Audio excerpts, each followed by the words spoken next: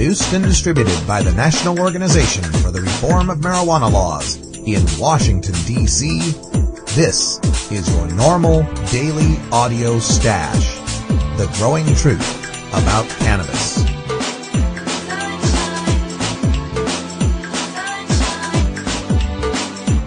Welcome to the most popular podcast regarding marijuana in all of America and all the world, featuring interviews with scientists, politicians, doctors, prohibition policy activists, regular cannabis consumers, musicians, artists, and NORML staff and NORML's board of directors, along with music and comedy no other podcast can offer.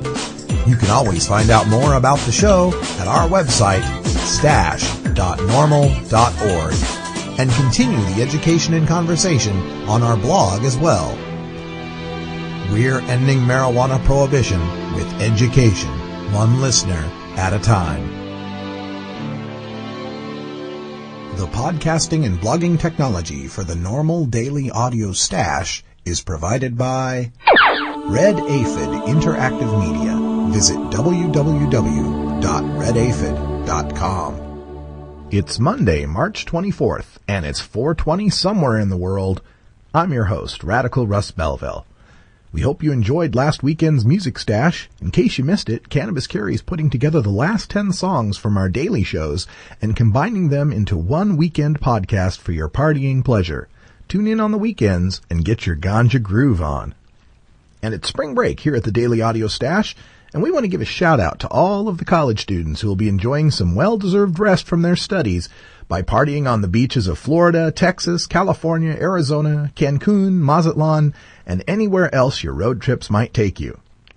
As usual on Monday here at the Stash, we've got our Reformers calendar right after the news. Then we speak with Papa NORML himself, Keith Stroup, the founder and legal director of the National Organization for the Reform of Marijuana Laws. Keith tells us about his court case in Massachusetts, where he and High Times editor Rick Cusick are facing charges of smoking a joint at last year's Boston Freedom Rally. Our DJ Podsafe, Cannabis Carry, brings us a great tune for Blues Monday entitled Prozac Blues by Ernie Southern, a Vietnam vet who plays a mean slide guitar. Then we're speaking with ML Mathre on a very important event coming up next weekend in California, the 5th Annual Clinical Conference on Cannabis Therapeutics. So sit back and relax with your favorite strain. It's time for your NORML Daily Audio Stash.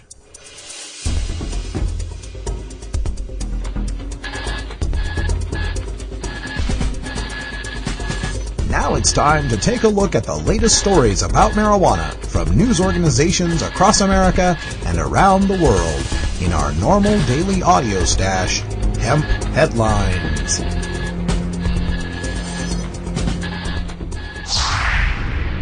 Representative Barney Frank to introduce bill for decriminalization of marijuana at the federal level. Representative Barney Frank will soon introduce legislation to decriminalize small amounts of marijuana, the Massachusetts Democrat said during an appearance on HBO's Real Time with Bill Maher. I understand you have a new law that you're about to introduce that warmed the cockles of my heart. I'm not even going to take advantage of that one. Tell me about it, Barney. I'm going to file a bill as soon as we go back to remove all federal penalties for the personal use or possession of small amounts of marijuana. Define small. Frank offered no details on his legislation, and it's not at all clear that he could ever get it to the House floor for a vote. A Frank aide was unaware of his plans other than his statement on HBO. Frank has introduced legislation in previous years to allow the use of medical marijuana, although the bills never made it out of the House Energy and Commerce Committee. Asked by Maher as to why he would push a pot decriminalization bill now, Frank said that the American public has already decided that personal use of marijuana is not a problem. And I now think it's time for the politicians in this one to catch up to the public.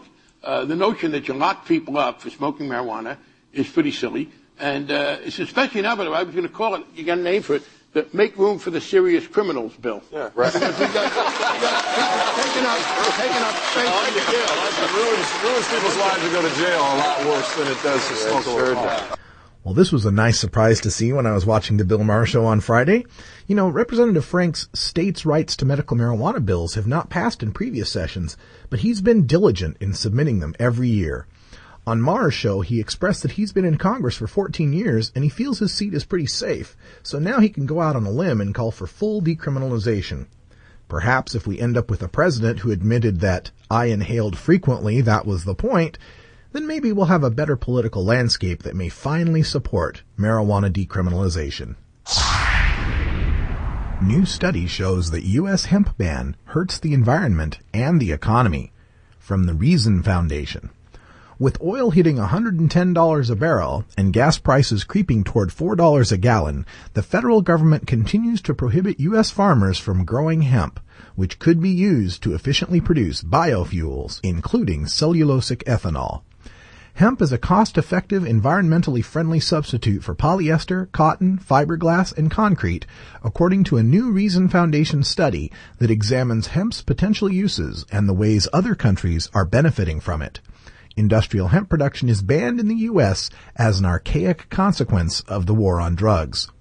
The Reason Foundation study reveals that polyester fiber manufacturing requires 6 times the energy needed to grow hemp, and cotton is one of the most water and pesticide-intensive crops in the world. Hemp's naturally higher resistance to weeds and pests means it requires dramatically fewer pesticides than cotton. Not only has the government banned hemp production in the U.S., it is also directly subsidizing other crops that the study shows to be environmentally inferior. Corn farmers received $51 billion in subsidies between 1995 and 2005. Wheat farmers were given $21 billion. Cotton farmers fleeced taxpayers for $15 billion, and tobacco farmers were handed $530 million in taxpayer-funded subsidies. The full study, Illegally Green Environmental Costs of Hemp Prohibition, is available online at reason.org. And it always reminds me of one of my favorite sayings. Hemp is not illegal because of marijuana. Marijuana is illegal because of hemp.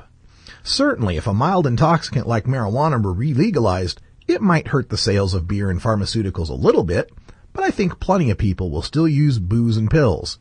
But if your choice is a $10 pair of hemp jeans versus a $50 pair of cotton denim jeans, and a 50-cent gallon of hemp ethanol versus a $5 gallon of gas, the restructuring of our economy will have to occur, and lots of very rich and powerful industries won't be so rich and powerful anymore. Calling BS on the Idea of Marijuana Addiction by Paul Armentano on the Alternet website. The U.S. government believes that America is going to pot, literally. Earlier this month, the U.S. National Institute on Drug Abuse, or NIDA, announced plans to spend $4 million to establish the nation's first-ever Center on Cannabis Addiction, which will be based in La Jolla, California. The goal of the center, according to NIDA's press release, is to, quote, develop novel approaches to the prevention, diagnosis, and treatment of marijuana addiction, end quote. And what does the science say? Well, according to the nonpartisan National Academy of Sciences Institutes of Medicine, which published a multi-year $1 million federal study assessing marijuana and health in 1999, quote, millions of Americans have tried marijuana, but most are not regular users and few marijuana users become dependent on it, end quote.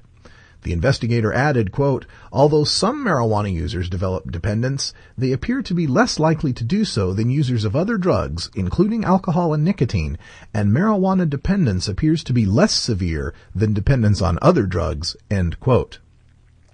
Most importantly, unlike the withdrawal symptoms associated with the cessation of most other intoxicants, pot's mild after effects do not appear to be either severe or long-lasting enough to perpetuate marijuana use in individuals who have decided to quit. This is why most marijuana smokers report voluntarily ceasing their cannabis use by age 30 with little physical or psychological difficulty. By comparison, many cigarette smokers who pick up the habit early in life continue to smoke for the rest of their lives, despite making numerous efforts to quit. Further, pot lacks the profound abstinence symptoms associated with most legal intoxicants, including caffeine. Now, as always, it's worth clicking the links at our blog at stash.normal.org so you can read the full story. You only have to follow the money to understand why there is a push for creating, in the public's mind, a false stereotype about marijuana addiction. It's because that creates jobs for marijuana rehab and marijuana drug testing and prescriptions for drugs like lithium to relieve the addict's craving for the ganja. Check out the link by our Deputy Director, Paul Armentano. It's up at the alternate.org, and you can also catch it at the NORML blog at blog.normal.org.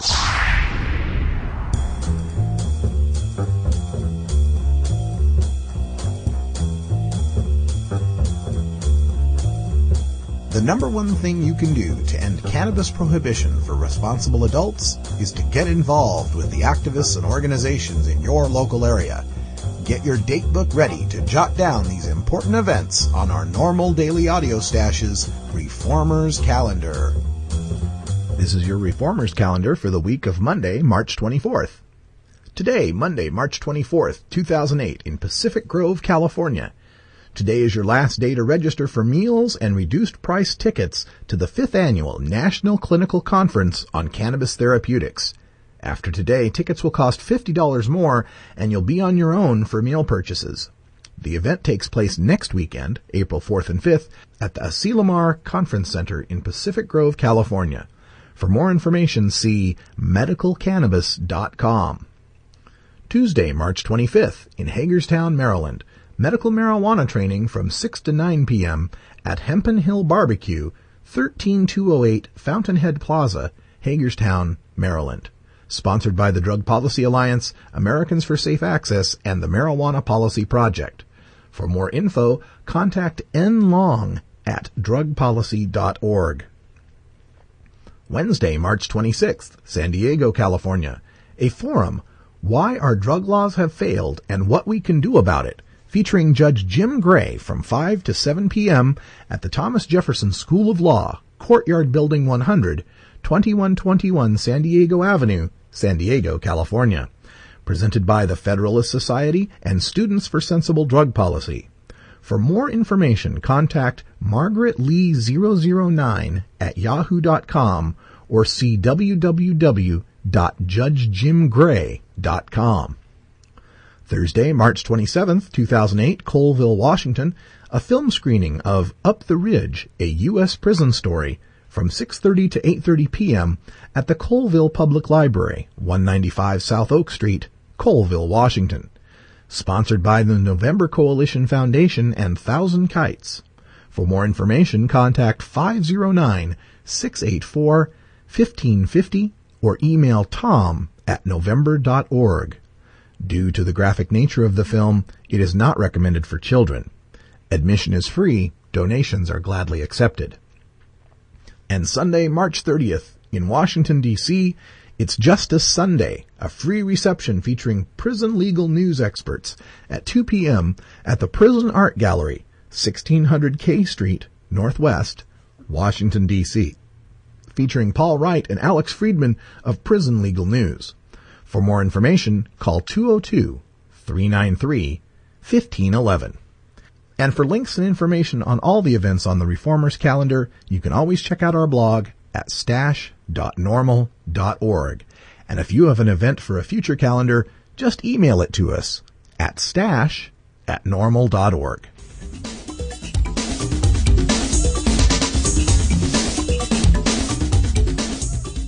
Hi, this is Allison Holcomb, Director of the Marijuana Education Project at the ACLU of Washington, and you're listening to Radical Russ on the NORML Daily Audio Stash. Well, big news here for the world of NORML. This is a story that's just happened out in Massachusetts that's been building over the past few months, and it's finally come to a head with the trial of Keith Stroup, the founder of NORML and NORML's legal counsel, along with Rick Cusick, who's the former editor and publisher of High Times magazine. So they're on trial in the state of Massachusetts for the crime of smoking a joint at the Boston Freedom Rally.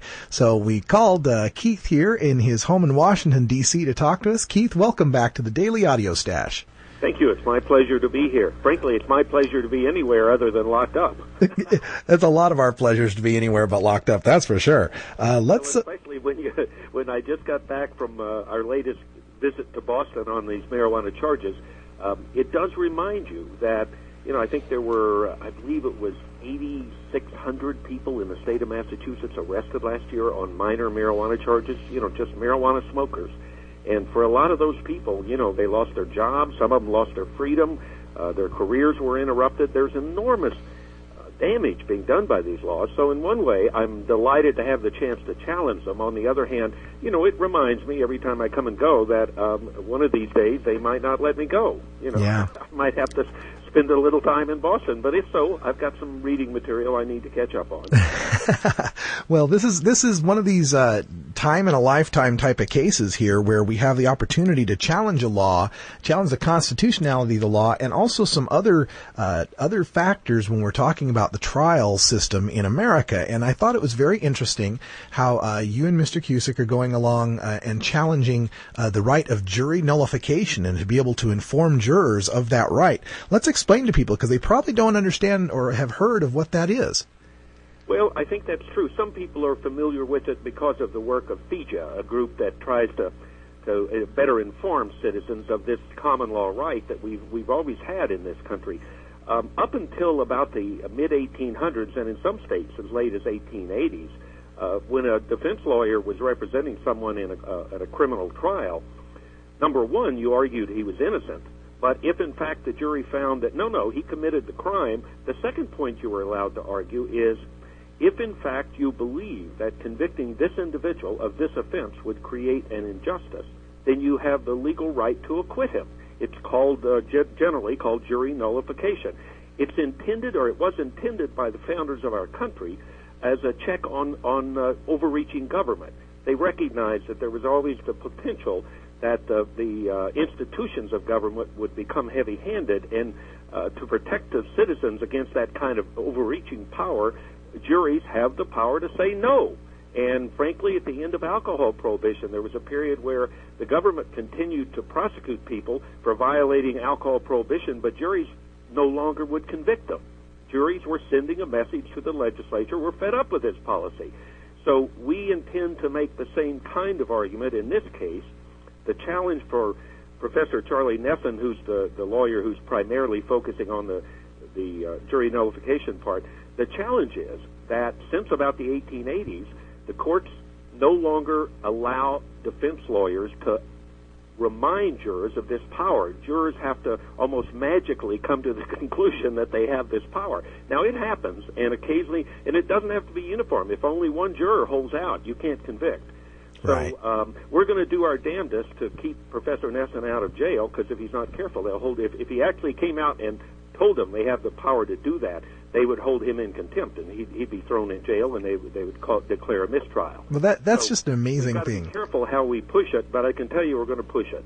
Like I was saying, that's just an amazing thing to me. Not being a lawyer myself, just kind of having a knowledge of the Constitution and what I learned in school and taught myself. But I'm just amazed that we have these situations where lawyers aren't allowed to provide appropriate defenses for defendants. I mean, I agree. What has happened, of course, is over time it's developed into a kind of a stylized dance where each player knows his role and knows his part, and it kind of comes off like an opera or some other musical or something.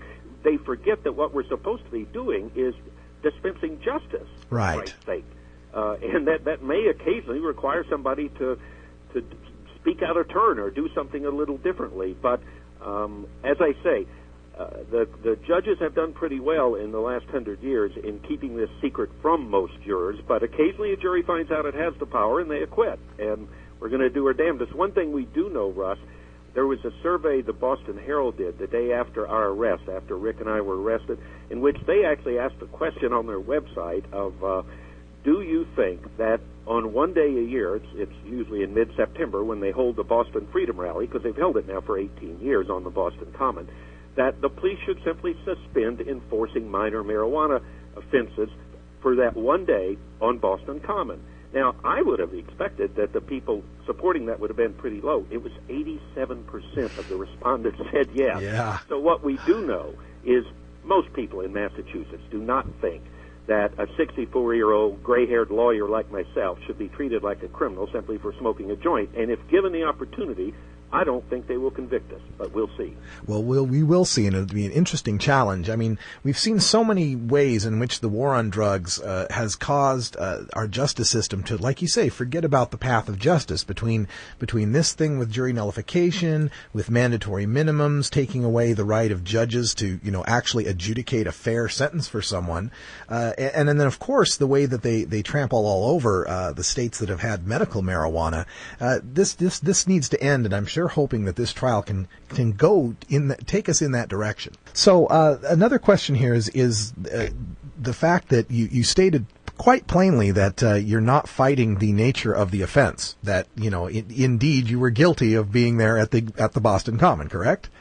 Oh yeah. In fact, by the way, when we finally do get to the trial phase of this, both Rick and I intend to take the stand and say, of course we were smoking a joint. That's the only reason we were there. It's what used to be called a smoke-in. It's called the Boston Freedom Rally, but once a year, anywhere from 10,000 to 50,000 people gather on the Boston Common for one point. They gather there to protest marijuana prohibition. They want it legalized, and they want to stop treating smokers like criminals. So I have been to the last probably 12 of those. I speak at each event, and the only reason I was in Boston is to attend that event and to smoke a joint as part of that event. It is a political statement, and I think it absolutely should be covered as political speech. Absolutely. We completely agree with that, of course. And now, what kind of sentence might you be facing here with an unfriendly judge or jury? They could keep us in jail for up to 6 months. It's a minor misdemeanor.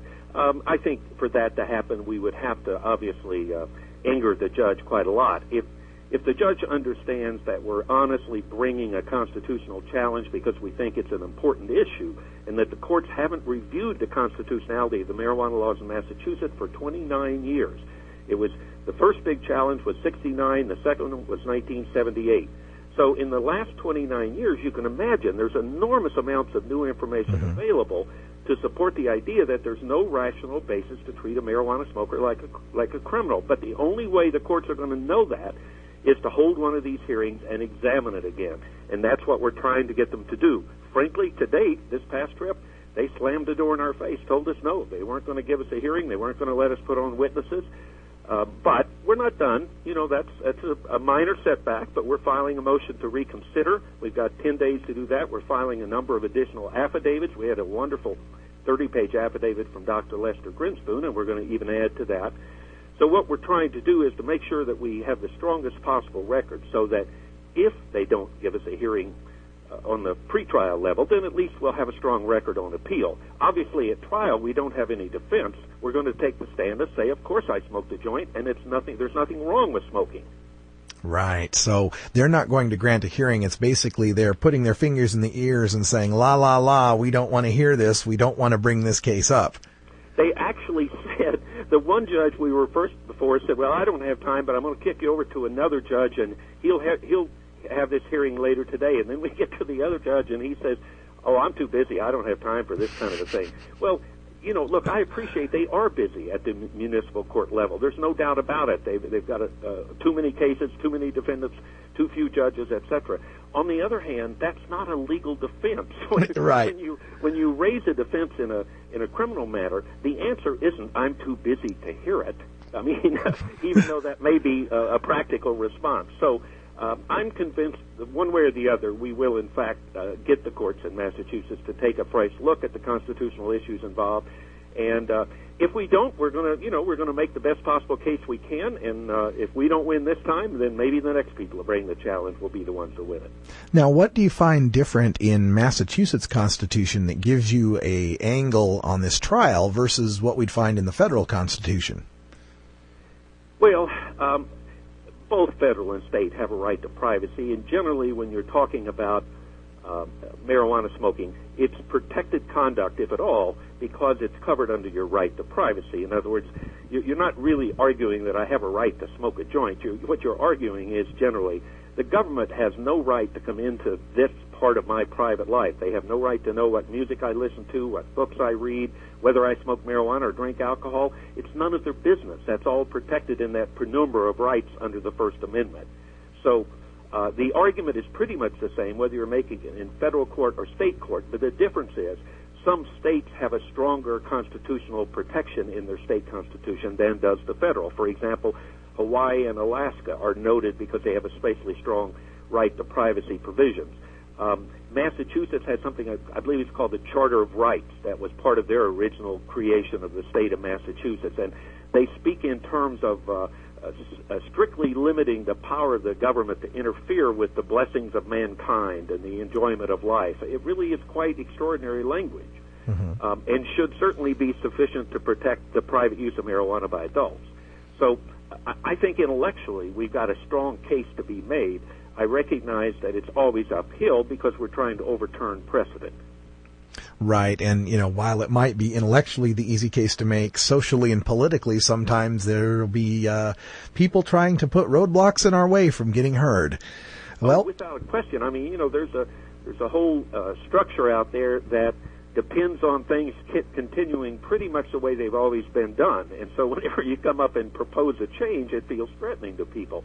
Now, I will say that on this issue, we know we enjoy the hearts and minds of 3 out of 4 Americans. There's that CNN Time magazine poll that's, I think, over 3 years old now, that had 76% of the public say a fine only for a marijuana smoker, no arrest or no jail. 3 out of 4 Americans accept the basic principle that there's nothing wrong with smoking pot and the government should stay out of it. But yet, we're having trouble getting the government to even give us a hearing so we can bring that evidence in. So we'll thank Keith Stroup from NORML for joining us, the founder of NORML, for joining us to fill us in on the latest on his trial in Massachusetts. Keith, thanks for being with us today. My pleasure as always, and I assure you the fight has only begun. Excellent.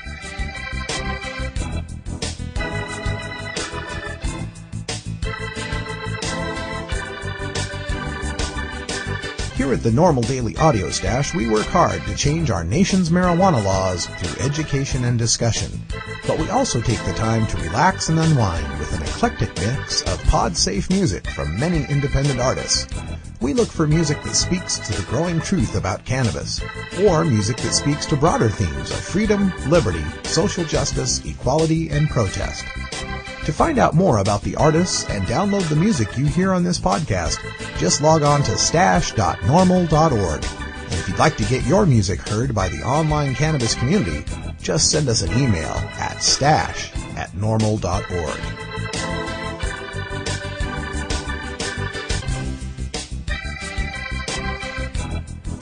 Well, welcome to Blue Monday, Stashers. If Monday isn't a good enough reason for the blues, then Prozac definitely fills the prescription. Ernie Southern is a juke joint one-man band slide guitarist. Ernie began playing music in the 60s on the street corners of New York. Just as his career was taking off and his band was on the verge of a recording contract, the Vietnam War landed Ernie a berth on the USS Enterprise. Now, 30 years later, Ernie's resume is a mile long with the blues giants he has played alongside, but as this track proves, a good bluesman needs only his guitar to fill the stage. Prozac Blues showcases his writing style and Mr. Southern's warm vocals. I think the cure for the Prozac Blues is the color green, but who ever heard of a happy ending to a blues song?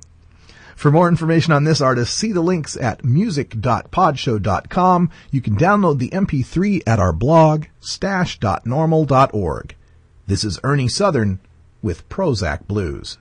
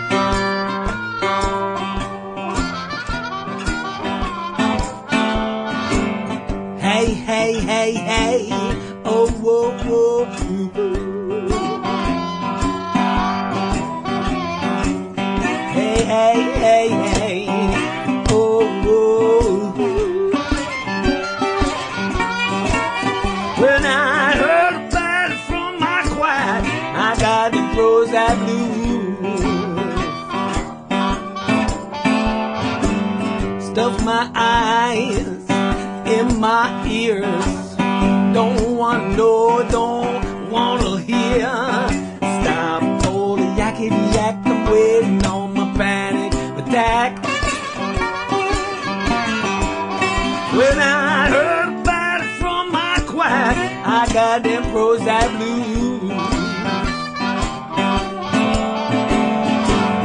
something funny in my brain.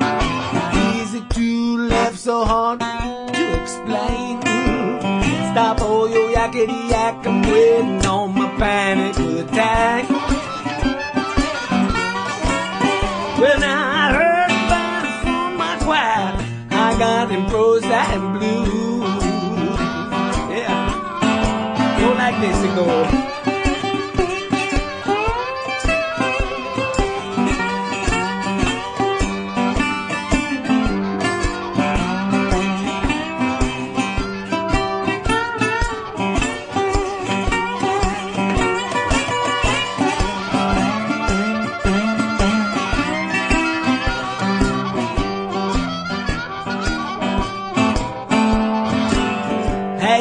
Hey, hey, oh, whoa, whoa, yeah. Hey, hey, hey, oh, whoa. When I heard about it from my choir, I got them Prozac blues. $3 a piece, little green and white pill. How am I gonna pay all the rest of my bill? Stop all your yakety yak, I'm waiting on my panic attack. Well, I heard about it from my choir. I got them Prozac blues. Yeah. Well, I heard about it from my choir. I got the Prozac blues.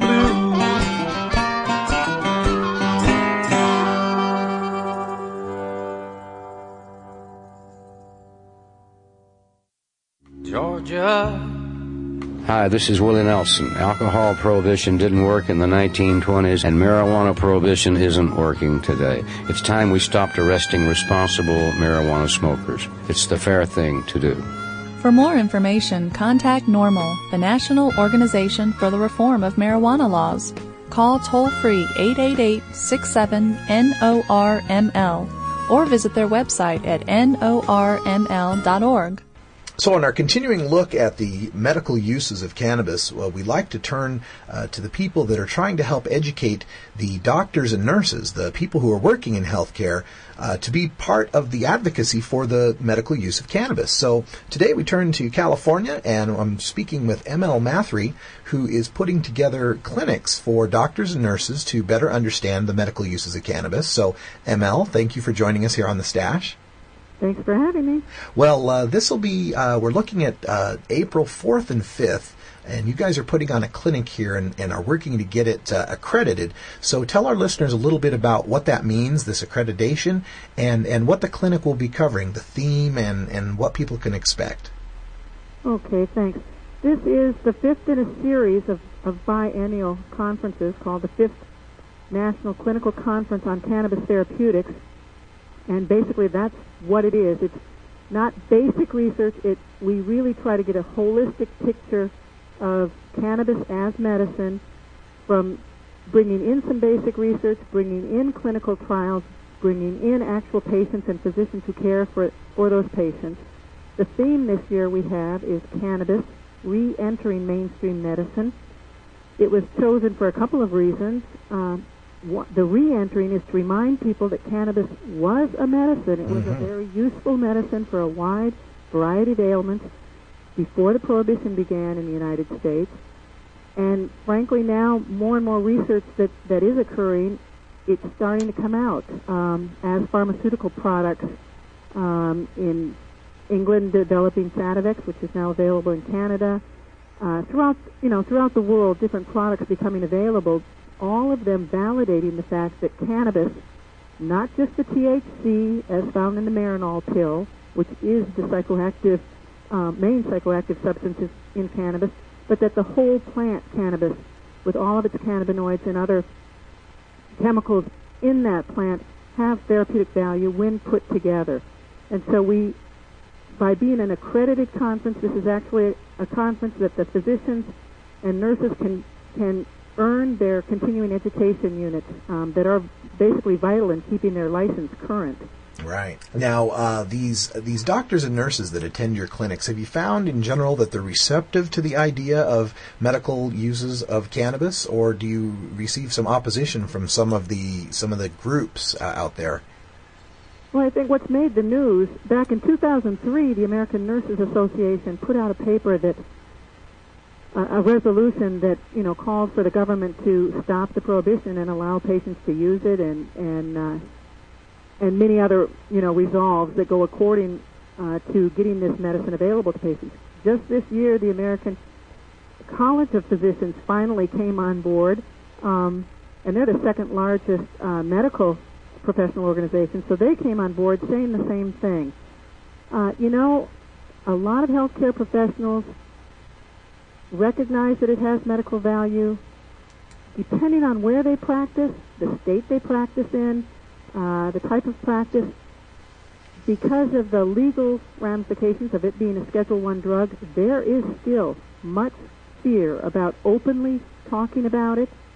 They're still they're still greatly intimidated by the federal government. And frankly, I can tell you that one nurse who spoke at our conference in 2006 met some of that wrath when he returned to his work, and by the basis of him speaking at our conference was literally made to do a drug test. Now, was that Nurse Ed Glick? Nurse Ed Glick. Yeah, I know Nurse Ed, and have met him many times. I'm up here in Portland, Oregon, so he's been at a number of our events as well. And yeah, he spoke at great length about his selective persecution there. Now, and we've got a nursing shortage now. Yeah. And one of the things we try to do at this conference is really, well, it's basic. We know that it does have therapeutic value. So, just as NORML understands that the laws against marijuana are ridiculous. And so it's how do you get these laws changed? And from a healthcare professional perspective, I just really push the ethics of it, that it is just unethical. The science is there, and it's really unethical for healthcare professionals to hide their heads in the sand. And when a nurse like Ed, who is a very compassionate nurse, gets scapegoated for it, or, takes the repercussions, and other healthcare professionals are quiet, in the background and not standing up. It's just, all it serves to do is put the fear in other healthcare professionals. And it's not serving anyone any purpose there, because the patients really need healthcare professionals as their advocates. Now, who are the boards or the organizations that accredit these types of clinics? Well, you have to go through something. Very often it could be a professional, like a state nurses or physicians association, society, or it could be, most often it's through a university. And so we're going through the University of California, San Francisco School of Medicine. And this is the second, they accredited our conference in 2006 when it was in Santa Barbara. And when we suggested the conference for this year, they were wholeheartedly for it. They saw what we did. They think it's very important, and no trouble at all getting the coverage from them. Now, granted, the faculty from the University of California, San Francisco, who has been our link and on our planning committee has been Donald Abrams, who is just a wonderful, clinician, researcher who looks at cannabis use with, whether it be HIV/AIDS patients, whether it be pain, and he'll be presenting his research, which is, right at the forefront. Well, most excellent. So there'll be plenty for everyone to learn. Now, does someone have to be a doctor or a nurse to attend this clinic, or is it just open to the public? Thanks so much for asking that question. No, by all means, this is open to anyone. And again, that's what I mean by it's a little different. We've designed this, and frankly, it's probably because it is a nursing perspective, to give the whole picture and to make it in very understandable terms. We have a lot of patients who come. They urge their healthcare provider to come, and, we would love to see that. But the patients come because they want to be validated. They know it helps them. And, of course, you've heard it as well as we've heard, the government saying that the patients are just pawns of legalizers. Mm-hmm. They're being taken advantage of. And it's like, patients aren't fools. If it helps them start eating, feel better, less pain, spasticity gone, eyesight stays. There are so many things that cannabis does. They can tell. Oh, yeah. And, I always like to say I've been working for NORML since 2005. I have yet to have a patient come up to me and say, "Stop taking advantage of me." That's never happened.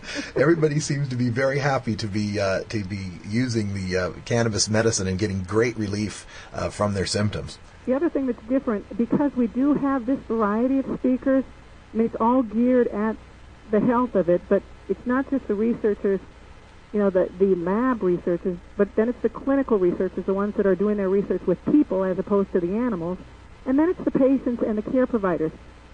And I think what's really been exciting about this conference is patients, whether they're in the audience or speaking, come and feel validated.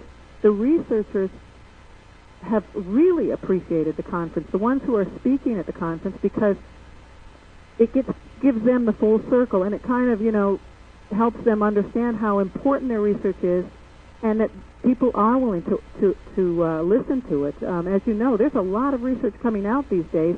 Each year you can find hundreds of studies that are coming out, showing some kind of benefit, whether it be in our understanding the system on our own bodies about the cannabinoids that we all humans have, or whether it be how cannabis interacts with the body. And yet, that's not what's making the headlines. So it's going to be an exciting conference in terms of giving people a really good overview of what is known now. And I think this one's going to have quite a thrust on trying to push the professionals to be a little bit more active about, speaking up for the truth, speaking up for science. Now, let's make sure we fill them in on the details so that they can put this down on their calendar. This is your medical, your accredited clinics. The theme is Cannabis Reentering Mainstream Medicine. Let's let everyone know the location and the time and how they can get tickets or get involved in the presentation. Okay, I'd urge anyone, if they want to attend, to think about registering as soon as possible. There will be some limited seating. It is going to be held at Asilomar Conference Grounds in Pacific Grove, California, April 4th and 5th, 2 full days of very interesting material. I promise anyone who attends, anyone could find out more about it by going online to our webpage, which is www.medicalcannabis.com. First thing on the page is information about the conference. You can find out who the speakers are, what the agenda is, and register online. Well, excellent. That gives us everything we need to know. People can get involved, get this marked down on your calendar. This will definitely be worth the time to learn all about the medical uses of cannabis and what we can do to spread the word about cannabis and its medical uses across the 50 states and around the world. I want to thank ML Mathre, who's calling us from Virginia today and setting up that conference in Pacific Grove, California. ML, thanks for joining us on The Stash. Thank you, Russ.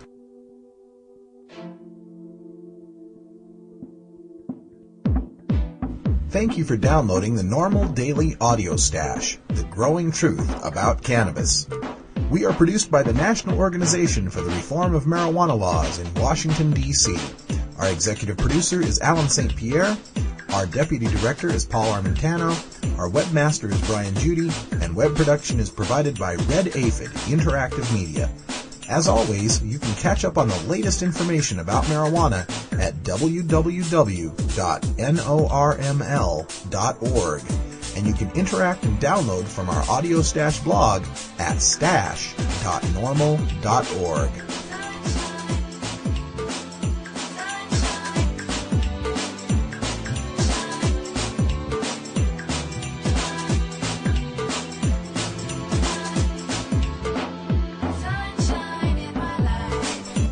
For everyone here at NORML, I'm your host, Radical Russ Belville, hoping all your harvests are bountiful and your encounters with law enforcement are non-existent. We leave you with today's cannabis quote from Professor Olaf Drummer, a forensic scientist with the Royal College of Surgeons in Melbourne, Australia. Quote, "Compared to alcohol, which makes people take more risks on the road, marijuana made drivers slow down and drive more carefully. Cannabis is good for driving skills, as people tend to overcompensate for a perceived impairment." End quote.